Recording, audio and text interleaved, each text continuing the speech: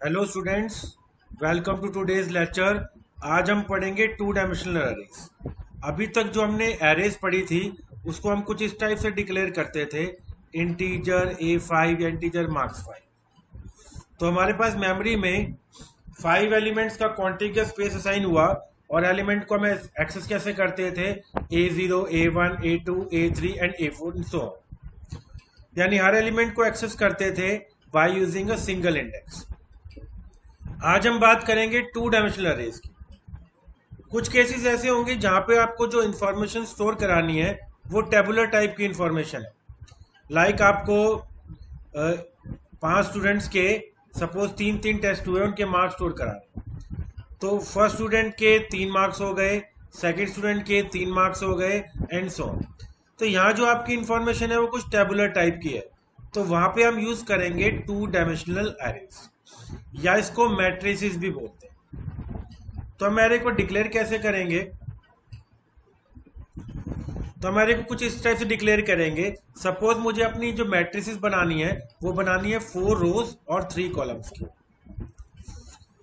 तो हमने जैसे एरे नॉर्मल डिक्लेयर करते हैं वैसे किया। इंटीजर एरे का आप कुछ भी नाम दे सकते हो। यहाँ पे ARR दिया हो, तो पहला जो है इंडेक्स बता रहा है वो है रो नंबर और दूसरा बता रहा है कॉलम नंबर। तो हमने मैट्रिक्स बनाई 4 रोज एंड 3 कॉलम्स की।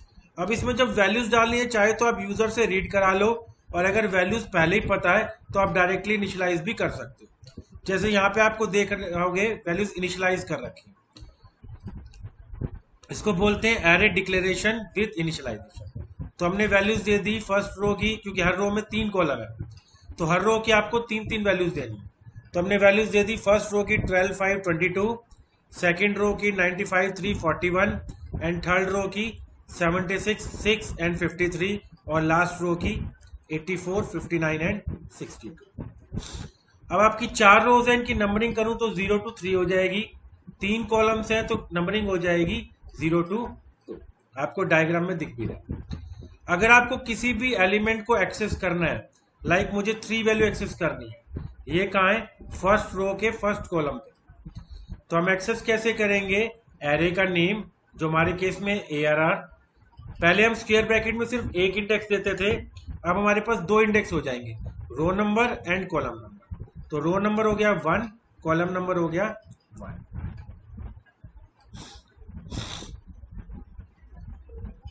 तो देखो हमने एरे को डिक्लेयर कैसे किया। हमने बताया डाटा टाइप। डाटा टाइप अगर इंटीजर अरे है तो data type will be int. उसके बाद आइडेंटिफायर, अरे को आइडेंटिफाई करने के कोई नाम रखोगे। हमने रखा error. Then there will be row number, तो हमारे केस में 4 रोज हैं तो 4 दिया। Then number of columns, 3 columns बनाने हैं तो 3 कॉलम्स दिए। अब हम इसको एक सिंपल प्रोग्राम इंप्लीमेंट करते हैं, how to read and store an array. अब इंटरनली जब ये मेमोरी में स्टोर होगी तो हमारे पास स्टोर करने के 2 तरीके हैं, क्योंकि मेमोरी तो लीनियर है, हमारी एरे 2 डायमेंशनल है। तो हम वैल्यूज कैसे स्टोर करा सकते हैं? मेरे पास ये अरे है तो मेमोरी में कैसे स्टोर होगा? पहले फर्स्ट रो स्टोर करा लो, यानी एलिमेंट्स 12, 5, 22। देन सेकेंड रो यानी 22 के बाद 95, 3, 45, देन 77, 6, 53 एंड सो ऑन। तो इसको हम बोलते हैं रो मेजर ऑर्डर। दूसरा तरीका हो सकता है हम एलिमेंट स्टोर कराएं कॉलम बाय कॉलम। तो पहले हम फर्स्ट कॉलम की वैल्यू स्टोर करा लेते हैं, 12, 95, 77, 84। उसके बाद 5, 3, 6 एंड 59 एंड सो ऑन। इसको बोलते हैं column major order. Memory linear है, एरे नॉन, एरे हमारे 2 डायमेंशनल है। तो एलिमेंट स्टोर करा लिया तो रो बाय रो करके, तो वो हो जाएगा रो मेजर ऑर्डर, या कॉलम बाय कॉलम करके वो हो जाएगा कॉलम मेजर। अब हम एक सिंपल प्रोग्राम बनाते हैं, how to read and store a 2 dimensional array. तो हम अपनी फाइल्स को इंक्लूड करते हैं जैसे आप हर प्रोग्राम में करते हो। तो मैं 2 फाइल्स इंक्लूड कर लेता हूँ, stdio.h और conio.h। तो मैंने अपनी 2 फाइल्स इंक्लूड कर ली, stdio.h एंड conio.h। अपना मेन फंक्शन बना लेता हूँ। एग्जीक्यूशन प्रोग्राम की स्टार्ट होती है फ्रॉम मेन फंक्शन। तो एक एरे बना लेता हूं, से मैंने एरे बना लिया 3 रोज एंड 3 कॉलम्स। अब इसको एरे में एलिमेंट्स हमें रीड कराने, अब जैसे सिंगल डायमेंशन एरे में पहले हम अगर डायमेंशन यूजर से रीड कराना चाहो तो वो भी करा सकते हैं कि उसको एरे में कितनी रोज लेनी है और कितने कॉलम्स लेने हैं। अब एरे क्योंकि हमें पहले डिक्लेयर करनी होती है तो हम थोड़ी बड़ी डिक्लेयर करेंगे। अब हम यूजर से पूछ लेते हैं उसने कितने रो कॉलम की लेनी है, तो हमने करा printf enter number of rose of matrix. Read करवाना है तो scanf %d, इसके लिए हम एक वेरिएबल ले लेते हैं से r, नंबर ऑफ रोज के लिए लिया r, ऐसे कॉलम के लिए ले लेते हैं c। लूप चलाने के लिए तो हमने यूजर से पूछ लिया number of rose of matrix, वो रीड करा ली। अब हम पूछ लेते हैं enter number of columns of matrix. Read करवाना है तो scanf, इंटीजर वैल्यू है तो %d, और हमने रीड कर लिया। आप वेरिएबल नेम कुछ भी ले सकते हो, mn भी ले सकते हो।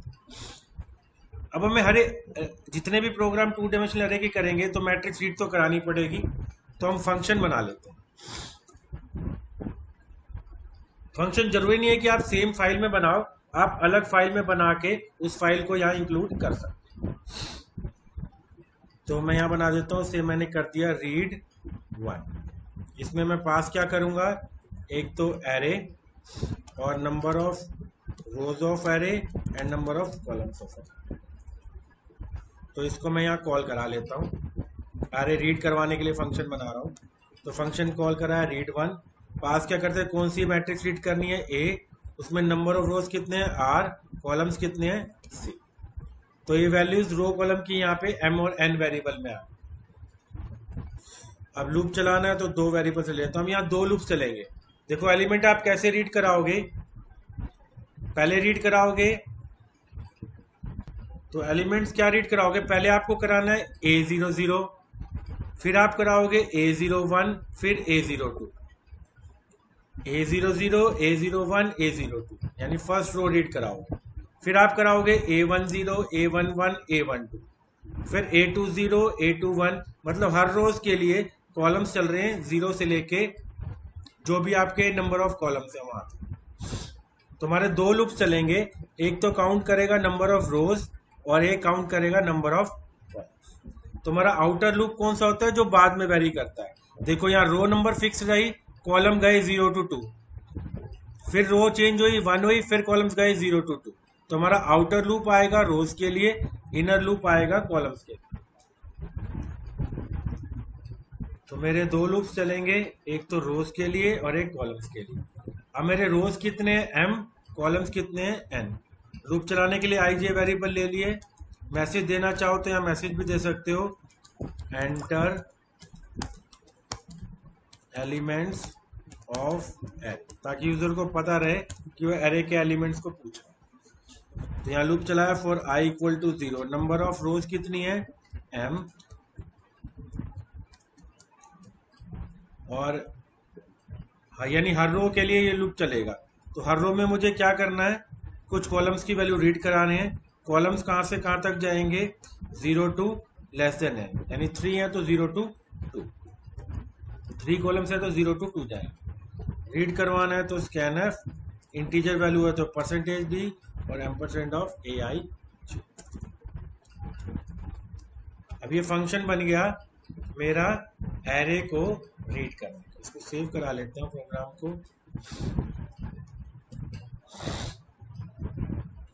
अभी फंक्शन खत्म होगा तो मेन में वापस आएगा, अरे रीड हो गया। अब इसको प्रिंट करा के देख लेते हैं, ठीक रीड हुआ नहीं हुआ। क्या कर देते हैं, एंटर्ड एलिमेंट्स, या फंक्शन बना लेता हूँ तो मैं फंक्शन का नाम रख देता हूँ pr। कौन सा अरे प्रिंट कराना है, a, रोज कितने हैं r, कॉलम्स कितने हैं c। तो मैं ये फंक्शन बना लेता हूँ। अब void prn, पास क्या किया है, एक तो एरे 3 कॉलम्स का और number of rose and columns के लिए ले लेता हूँ mn। जैसे रीड करवाया सेम प्रिंट कराने का कोड होगा, बस scanf की जगह printf हो जाए। तो 2 लूप्स चलेंगे, तो i और j ले लेता हूँ, यहाँ चला लेता हूँ। मैसेज देना चाहो message they low, printf entered elements of array are।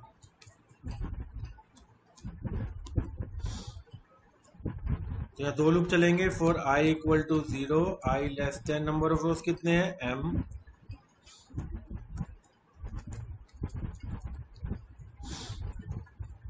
For j equal to 0, j less than n, j plus plus.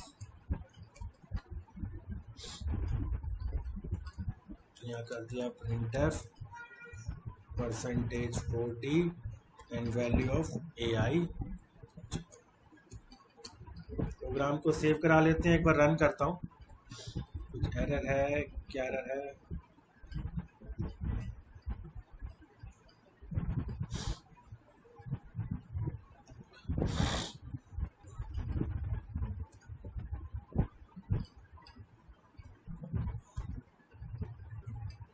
Run कराता हूँ तो ये पूछ रहा है enter number of rose of matrix. तो हमने कहा नंबर ऑफ 3 है, कॉलम्स ले लिए 3।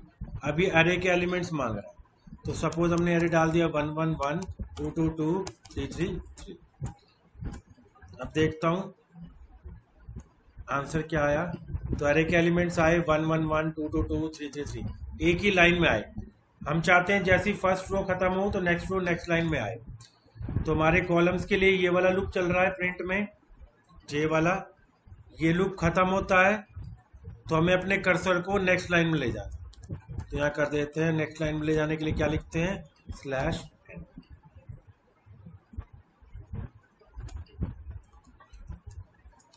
तो अब प्रोग्राम को रन करता हूं।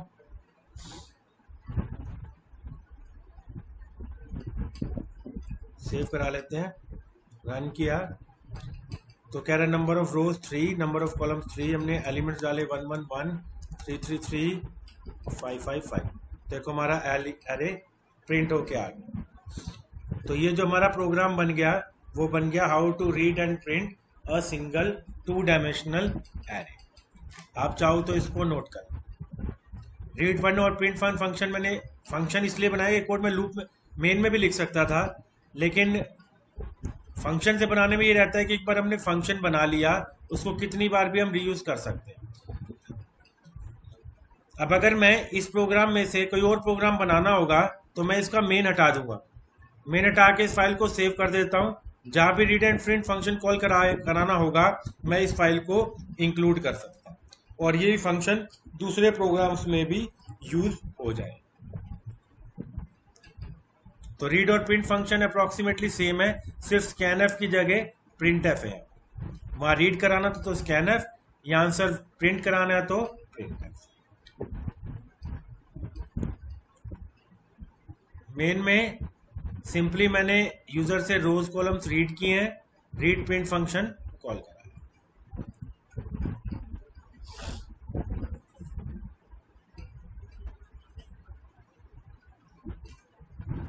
तो आप कोड लिख लीजिए, ये मेन है।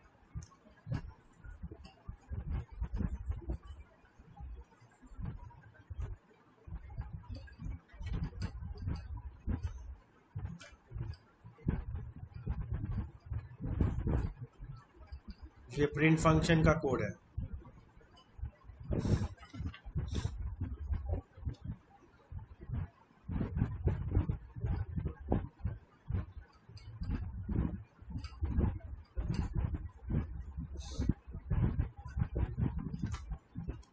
और ये पूरा प्रोग्राम